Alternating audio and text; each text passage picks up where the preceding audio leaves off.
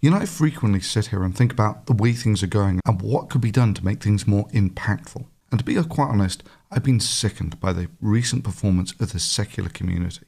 The problem is that many in leadership positions have managed to get themselves bullied or cajoled into this bullshit PC appeasement position by people who are conspicuous in that they proudly label themselves as feminists. Folks who find t-shirts like this offensive enough to reduce them to tears. Folks who think that the abusive use of copyright law to stifle free speech is a valid tactic. Folks who think that fake jewellery and not offending people should be classed as forms of harassment at conventions on a par with physical groping. We're not asking for anything crazy, just basic rules so that we can say, the sort of thing like making fake jewelry and intentionally offending people is not okay, nor is grabbing someone's ass. That's it. That's all we're asking. Or take, for instance, the professional victims who went from conference to conference telling people each time that the sexual harassment at those conferences was so bad that they were literally putting their lives on the line merely by turning up. There's lessons. You can't trust the cops. You can't trust people to believe your story. You can't trust the people who hang out with you at these events. You can't trust the leaders of our community to give a damn. That it was so dangerous that they had to go around in pairs. So at the conference, all of the skeptic writers who were there instituted a buddy system in which we always traveled together or with a male escort, and especially when returning to hotel rooms late at night. Even though, of course, the sexual harassment was so bad that all these poor defenseless women might not even have known they were being sexually harassed unless there was a feminist organisation there that could educate them about just what a horrific social injustice this harassment that they weren't even aware of was. I want to read one first. It says, I've hung around with atheists and skeptics, and I've never encountered this problem, that being sexism or misogyny. His name is Rick, obviously. I suspect he's flat-chested. That's, Well, but it's important to remember that there are also women who have hung out in these communities who have never experienced, who would say that they've never experienced sexism. And that's not to say that I'm implying that they're lying. More that I think that there are a lot of things that are part of a misogynist culture or milieu that would go by unnoticed by most women. They went unnoticed by me for most of my 20s. Or those who suggest with a straight face that there is actually an active debate in the secular community at the moment as to whether women are fuck toys and eye candy for privileged white men or are equal colleagues. Yep, apparently the debate is taking place online in exactly those binary terms with no other positions available. You see, P.Z. Myers said so. Right now, for instance, the internet community of atheists is racked with these paroxysms of argument over, of all things, the status of women. We're trying to decide whether women are eye candy and fuck toys for the privileged white men, or whether we're colleagues together in this movement. And I would have said some time ago, oh, that's easy, that's settled. We know what the answer is there, right? They're equal partners in this effort. But surprisingly, that debate is going on the internet right now. Look, I don't know whose bright idea it was to get these guys to talk critical thinking type conferences, but what he's saying here is so outrageously detached from reality. That debate is going on the internet right now. I guess misogyny is not the sole prerogative of Christian and Islamic fundamentalists. There are also some atheists who feel this way. It's not even a straw man. It's simply bullshit. It's an outrageous fiction told to conjure up this boogeyman that there's this great faction of the secular community that argues that women are fuck toys and eye candy for privileged white men. Okay, maybe that's unfair. Maybe there is the tiny fraction who think that women are eye candy and fuck toys for privileged white men. Well, now, thanks to the scare tactics and boogeymen that these toxic parasites have conjured up, you now have conferences with harassment policies that look like this.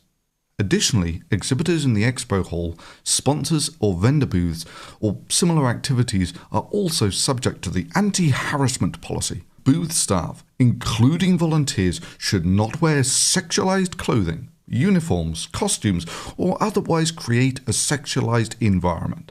What, you mean creating a sexualized environment like this? If you win the hand, then I would have to submit and have sex with you. You win. I will give you my hotel room number right up. We'll do the sex thing later. Okay, go back to your seat.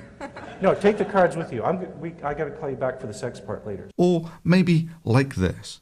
Yeah, that's right. The harassment policy is now venturing into telling people what they can and cannot wear at conferences. Sorry, girls. Dresses, jewelry, makeup, that's creating a sexualized environment that promote gender stereotypes. Gender traitors and sister punishers diminishing and minimizing the experience that their fellow women have suffered at the hands of the patriarchy. I think of the words that those who want to protect you from this harassment that you're not even aware of would use. Seriously, who would pay money to go to a convention like this? The time away from your job, the travel costs, the hotel costs, the conference costs, simply to be judged by some highly strung and obscenely hypocritical professional victims as to whether their clothes constitute creating a sexualized environment and therefore fall under the harassment policy. But the poisoning doesn't end there. These spanners actually want to redefine what words mean. You know, like atheism used to mean just not accepting there was a god or gods. Well, now it means this. And when we use science, it answers problems. It resolves questions for us. We should do more of that, I think. So, I propose this, that, atheism is the radical notion that we should live our lives by the principles of reason and evidence. That is, by science. And, of course, those rational goals are phrased in exactly this same radical notion language that constitutes the false strawman dichotomy that lies at the heart of his feminist dogma. And sure, let Muppets like this have their way. And they wouldn't merely stop with trying to control what you're allowed to wear. They would extend their right to prohibit you from saying things that people might find offensive.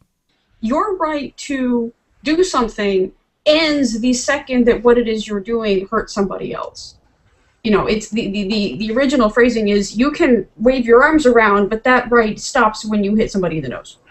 I believe your right to swing your fist ends where my faith begins. Or something along those lines.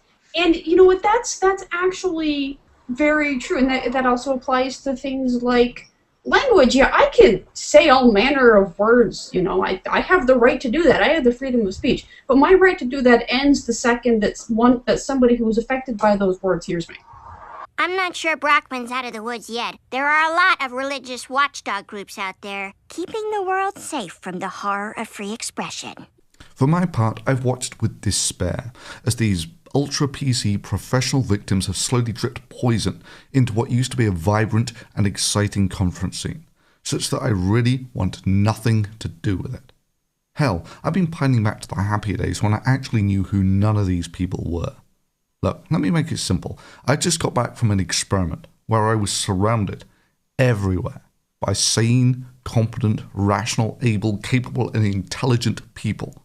And then you come back to the secular community, where you have people like Melody Hensley, that's the executive director of the Center for Inquiry DC, going creationist style, ban happy on people who haven't even mentioned her name yet, because they might say something bad about her someday, and starting flagging campaigns against videos critical of her. Oh, and would you believe it, she labels herself as a feminist too. It's just sickening to see someone from the Center for Inquiry embrace with such relish these silencing tactics, which we've seen creationists use here on YouTube for years to protect their bullshit arguments from criticism. I mean, really, an executive director from the Center for Inquiry running a flagging campaign. Shit, these people would give Scientology a run for their money. Thankfully, these PC bullies really cannot get much purchase on the open forum of free speech. That is, on YouTube, these thin-skinned whiners are an utter non-event. I don't have a major presence on YouTube. They're like creationists. Their ideas just cannot compete on an open and fair playing field, and they know it. Stating things like, the comments at YouTube are a cesspit. They really are. Indeed, they have to resort to these creationist and pseudoscientist tactics of disabling ratings and comments. Seriously, those who organize the conference scene, get a grip. You do not have to appease the request of every PC whiner. The secular community can achieve great things, but it will never achieve anything while it has poison like this being dripped into its heart.